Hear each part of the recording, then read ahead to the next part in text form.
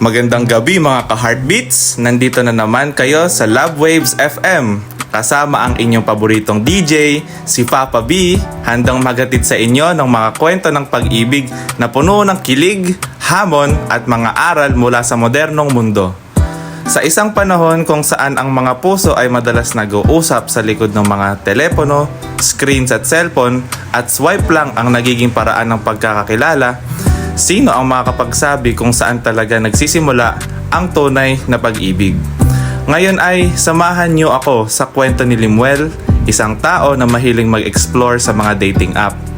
Pero hindi siya nag-iisa. Nandyan ang kanyang mga kaibigan na si Jacob, na hindi masyadong pamilyar sa mundo ng online dating. At si Abby, ang kanyang espesyal na nakilala na nagbigay kulay sa kanyang buhay. Pero paglipas ng panahon, makikilala rin niya si Nicole, isang bagong pagkakataon na maaaring magbukas ng mas maraming pinto sa pag-ibig. Kaya't handa na ba kayo? Isang kwento ng pag-ibig na puno ng twists at turns ang naghihintay sa inyo. Simulan na natin!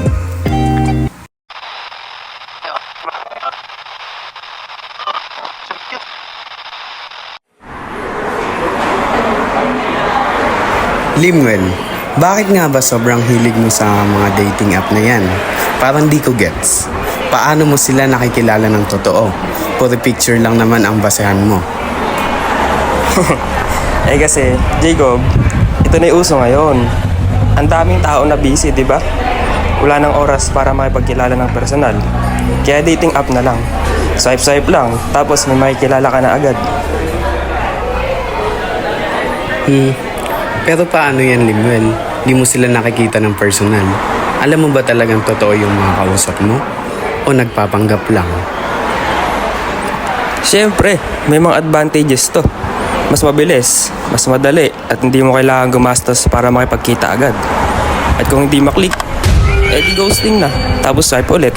Simple lang. Kaya pala hindi ko matry yan. Di ko magets kung bakit gusto mo ng mga ganun. Parang ang babaw lang.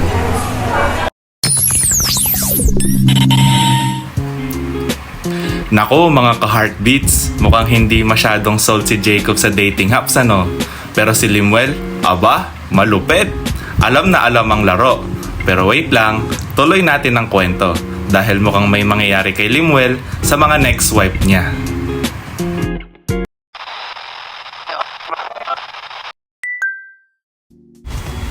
Yes! Nag-match kami ni Abby. Hi, Abby. Kamusta?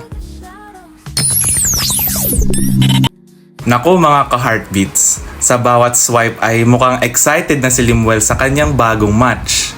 Si Abby ang kanyang unang swipe right. Isang instant na connection na tila nagbigay ng bagong sigla sa kanyang puso. Pero sa likod ng kasiyahan ay may mga tanong din na naglalaro sa isip ni Limuel. Paano kaya ang magiging takbo ng kanilang kwentuhan? Anong mga alaala at pangarap ang sabay nilang bubuuin sa mundo ng digital na pag-ibig? Sa bawat notification ay may mga posibilidad na nagbubukas at tiyak na hindi natin alam kung saan ito hahantong. Tara, samahan natin si Limuel sa kanyang paglalakbay patungo sa puso ng kanyang one and only na si Abby.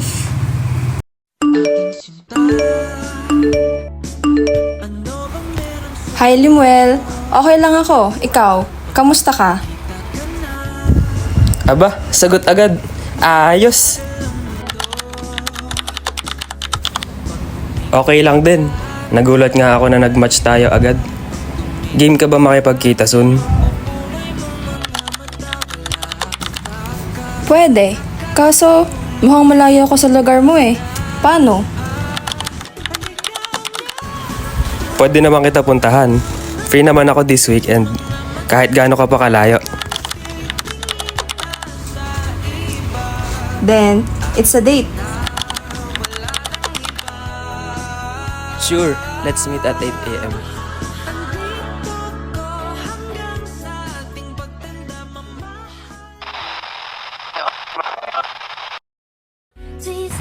Aba, mukhang mabilis ang usapan ah. Si Limuel mukhang nakahanap ng isang special match kay Abby. Pero mga ka-heartbeats, Minsan, kahit gaano ka-smooth ang simula, hindi laging ganon ang ending. Handa na ba kayo sa susunod na kabanata? Ituloy natin.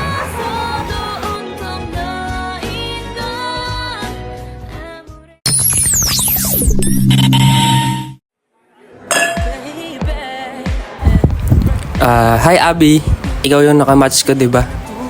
Nakita na rin kita sa wakas. Oo, ako nga.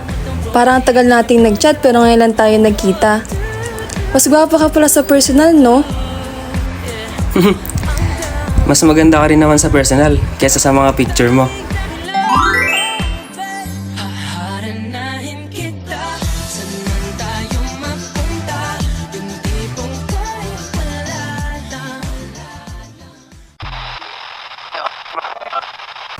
Makalipas ng ilang buwan ay naging opisyal na magkasintahan ang dalawa. Lalong lumalim ang kanilang pagsasama kahit nasa video call at text lang sila nagkakausap.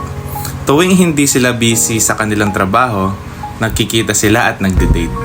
Ito ay naging routine nila hanggang isang araw nagkaroon ng offer si Abby na magtrabaho sa ibang bansa.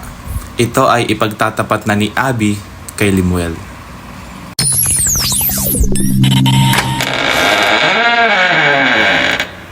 Mahal, anong nangyari? Bakit parang nagiging malamig ka na lately? Sobrang dalang mo na rin ako tawagan at saka i-chat. May problema ba, mahal? Mahal, ano kasi, may ipagtatapat ako sa'yo. May tinanggap akong trabaho sa Amerika. Malaki sahod. Ha? Ano? Tinanggap mo na?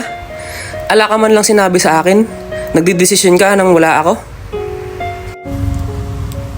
Ikaw din naman iniisip ko na tinanggap ko yung offer eh. Para sa future natin to. Sa tingin mo kakayanin ko na mawala sa'yo? Minsan na nga lang tayo magkita, Abby. Mahirap talaga pag LDR. Hindi ko rin alam kung paano gagawin. Minsan, di kita nakikita. Di kita nadadama. Tapos minsan nakiba pa tayo ng ginagawa. Di tayo nagkakausap. Alam mo, sa tingin ko, mas mabuti maghiwalay na lang tayo. Hindi ko na kaya pang lumaban kung ganitong magkalayo lang tayo.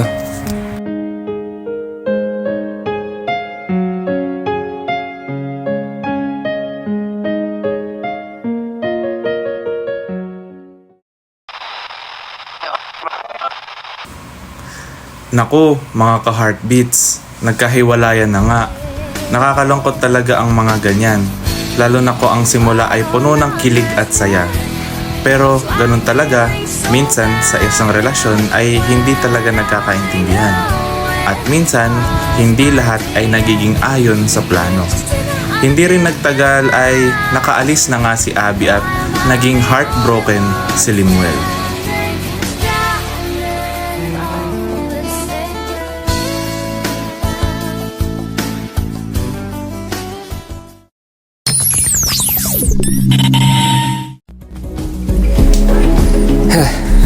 Okay lang yan, Limuel. Makaka-move on din ako. Makakalimutan ko rin si Abby. Time to swipe again. Baka may bago akong makilala. Mas sigit and mas better pa kay Abby. Ayun, meron. Si Nicole.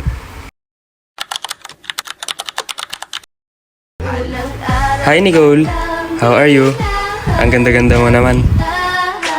Bakit ba ganito ang aking nadama? Di man kita lubusan pagkilala Hi Limuel, napaka-bolero mo naman. Pero I'm doing good. How about you?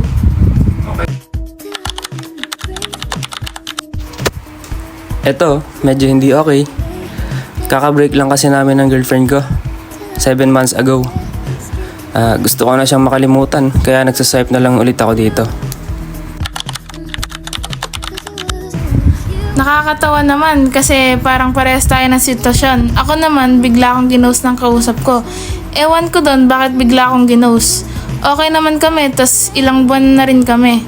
Tapos bigla na lang ako di kakausapin. Hays, mga lalaki talaga. Ay grabe, Hindi naman lahat. Ibahin mo ako. Hindi naman ako nang-ghost. At hindi kita iiwan. Talaga lang ha. Pwede ba kitang dalhin sa isang date? Sige ba, basta libre mo ha. Oo naman. Sagot ko na yung date natin. Basta ikaw.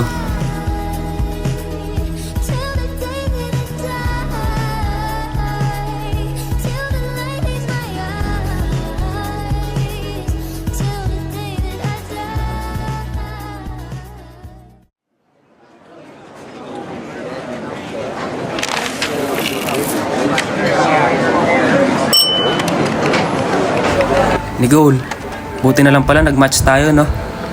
Parang mas magaan ka pa kausap kaysa sa ex ko eh. Grabe ka naman. Feeling ko para talaga tayo sa isa't isa. Kaya siguro sobrang gaan ng loob ko sa'yo. Parang ang sarap makilala ng taong katulad mo, no? Ay, ano na nga pala gusto mong gawin next? Kahit ano, basta kasama ka.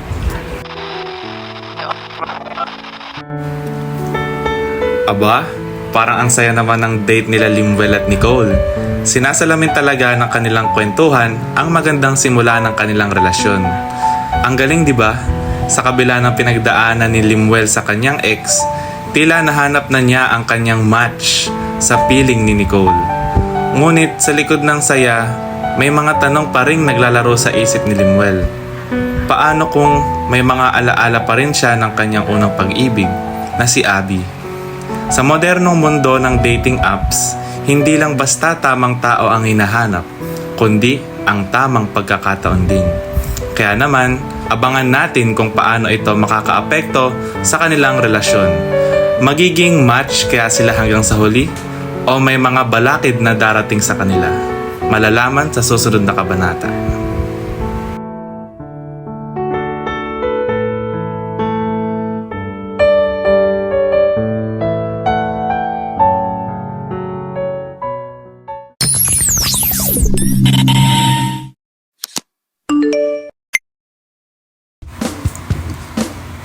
Ang saya kasama ni Nicole.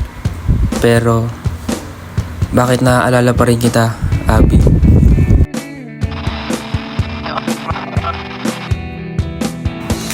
Nako, mga ka-heartbeats, kahit na masaya na si Limwell kasama si Nicole, hindi pa rin niya maiiwasan ang mga alaala ni Abby.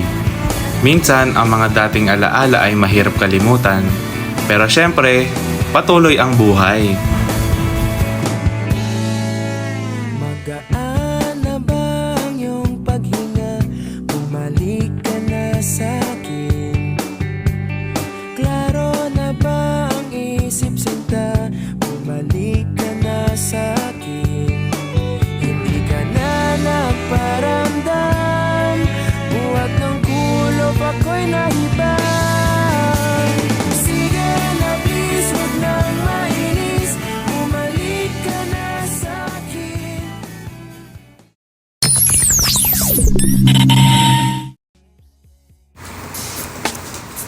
Nicole, ang saya natin, no?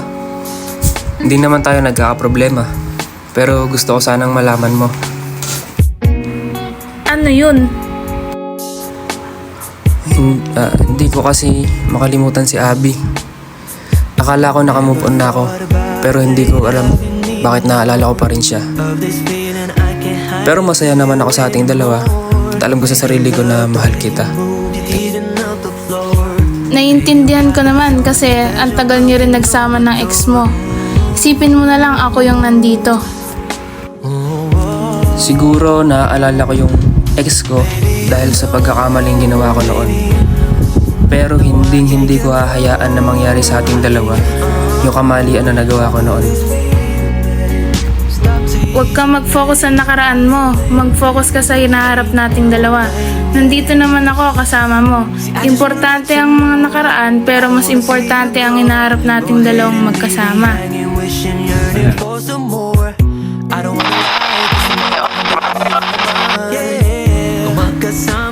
Wow naman mga ka-heartbeats.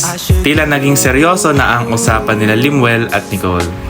Ang saya-saya nila, Ngunit sa kabila ng ligaya, may mga alaala pa rin bumabalik sa isip ni Limuel. Minsan, kahit gaano kakabilis makamove on, ang mga alaala ng ating nakaraan ay mahirap talikuran. Napaka-honest ni Limuel sa kanyang nararamdaman at mahalaga na nasabi niya ito kay Nicole. Ang kanilang pag-uusap ay patunay na ang tunay na connection ay hindi natatapos sa mga dating app. Ito ay tungkol sa pagtanggap at pag-intindi. Ngunit sa likod ng mga ngiti at tawanan, magdudulot kaya ito ng hamon sa kanilang relasyon? Magiging madali kayang ipagpatuloy ang kanilang kwento kung may mga alaala pa rin bumabalik.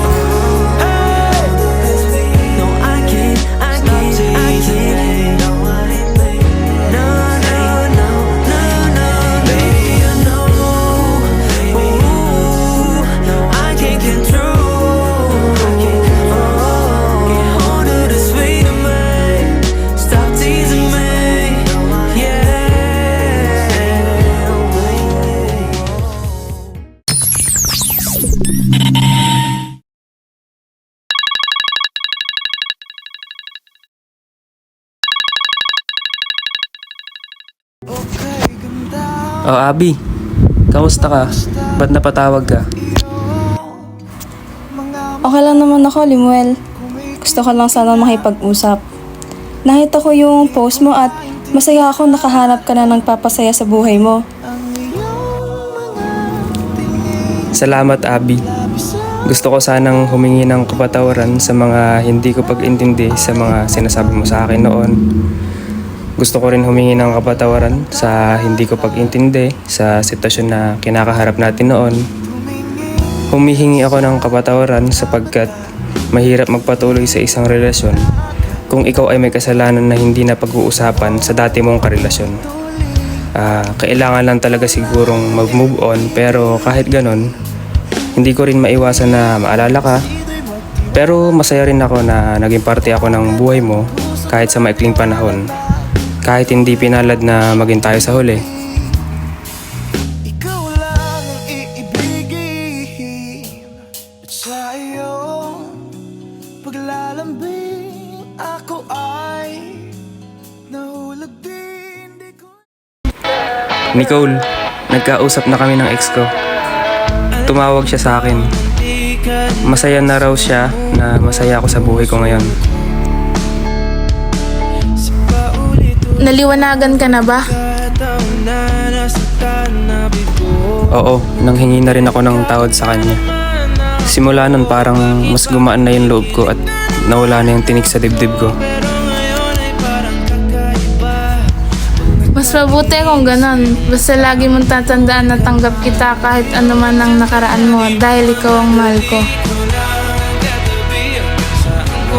Pangako ko na lagi kitang iintindihin at itatrato kita ng tama at walang pag-aalinlangan, love.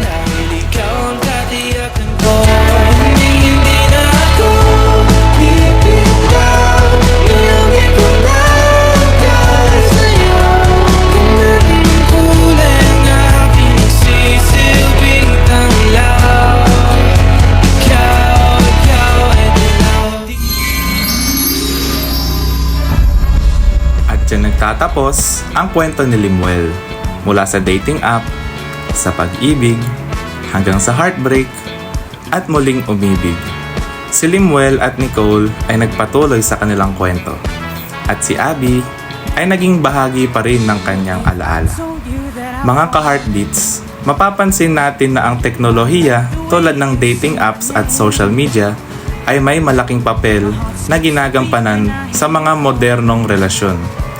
Positibo ito dahil napapadali nito ang pagkilala ng mga bagong tao, nagbibigay ng pagkakataong makahanap ng pag-ibig kahit gaano kabisi ang buhay. Pero may mga negatibo rin. Minsan, nagiging mababaw ang koneksyon at hindi laging totoo o seryoso ang mga nakikilala online. Naging dahilan din ng mabilisang paglimot at ghosting na nagpapalalim ng sakit at pagkalito. Kaya mga ka-heartbeats, lagi nating tatandaan na mahalaga pa rin ang tunay na koneksyon, harap-harapan man o sa digital na mundo. Sa dulo ng araw, ang teknolohiya ay isang kasangkapan lamang. Nasa atin pa rin ang desisyon kung paano natin ito gagamitin para mapabuti ang ating buhay at ang ating mga puso. Ito si Papa Brent o si Papa B, nagpapaalam at tandaan ang tunay na pag-ibig. Minsan ay kailangan lang talagang iswipe right. Pero dapat din nating ingatan at pahalagahan ito sa labas ng screen. Hanggang sa susunod na kwento dito sa Love Waves FM. Goodbye!